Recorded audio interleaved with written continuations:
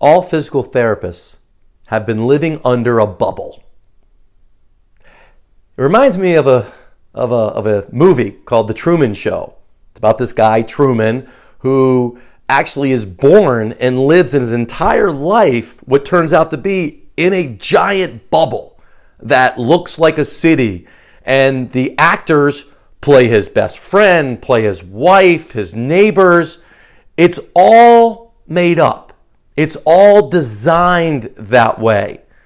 And then, of course, at the end of the movie, it's an old movie, so hopefully I'm not blowing the ending, he finds out that he's been living into this bubble, this world that everything is just so perfectly designed. And I relate this to the industry of physical therapy. And I say that we have been, until recently, living in a bubble. What do I mean? I mean, our primary referral sources were doctors. And doctors didn't necessarily own their own physical therapy places, so they had to refer us. Bubble. We got referrals. Didn't have to really work for it too much. They had to refer. And there weren't hospitals and all this other competitors. We're living in the bubble. We lived in the payment bubble. Not too many years ago, we were paid a lot more money we are paid now. We just billed and insurance has paid us. We were living in the bubble. We were living in the bubble because patients came to us with literally a prescription that was written by someone else to tell them what to do. And because that person had so much influence over them, i.e. the doctor, of course that patient complied. Living in the bubble. The bubble has burst.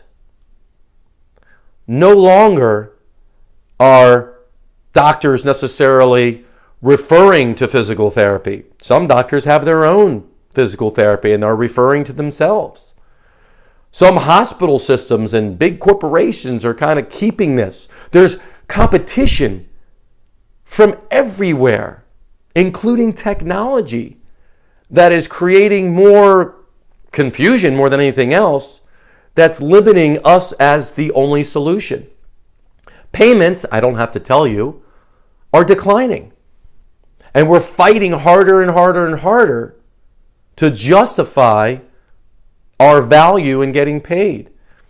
And of course, patients are, I guess on some levels, people are smarter because of the access of information. People are also busier than any other time in history. And people are coming to you without a prescription, which is great. We fought for that, direct access. But what's the challenge of that? What is it like outside of the bubble? We have to get better at selling and persuading this patient that it is worth their time, it is worth their money, which now is more so with deductibles and everything else being higher. So we're living now out of the bubble. But are we prepared for it? See, I don't believe we're prepared for it.